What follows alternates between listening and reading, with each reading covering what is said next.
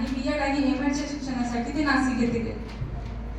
1990 साली बहादुरी येथे त्यांची पहिली जॉईनिंग झाली. तिथे त्यांनी 3 वर्ष आणि 11 महिने अशी मोठी सेवा दिली.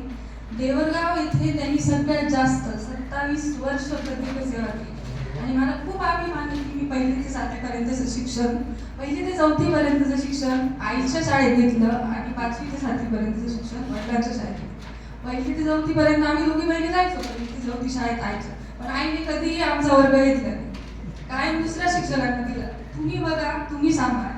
5वी ते 7वी नंतर मस्त वाटलं की आता 5वी ते 7वी पर्यंत आम्ही वडिलांच्या शाळेत जाणार. आणि कसं शिक्षकांची मुलं म्हटल्यावर आपल्याला वाटतं खूप आपल्याला सूट भेटणार, असं काहीही नाही. सगळ्यात पहिला महाप्रसाद आम्हाला दोघींनाच भेटायचा.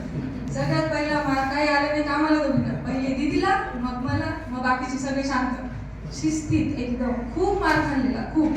6वी आणि 7वीला वर्ग शिक्षक म्हणून पण ते आलेले, वर्गात आणि शिक्षक विषय म्हणून पण आलेले, पण त्यांनी कधीही आमचा पेपर तपासला नाही, कधीही नाही. विज्ञानाचा पण नाही, गणिताचा पण. माझा कायम प्रश्न असायचा, तुम्ही आमचा पेपर का नाही चेक करत? मी पेपर चेक केला तर बाकीचे म्हणतील की तुम्ही तुमच्या मुलांना जास्त मार्क देता. कायम आमचे पेपर दुसऱ्या शिक्षकांकडे चेक करा. मी खूप अभ्यास करायचे, मला असं. आणि वर्गात खूप स्पर्धा असायची की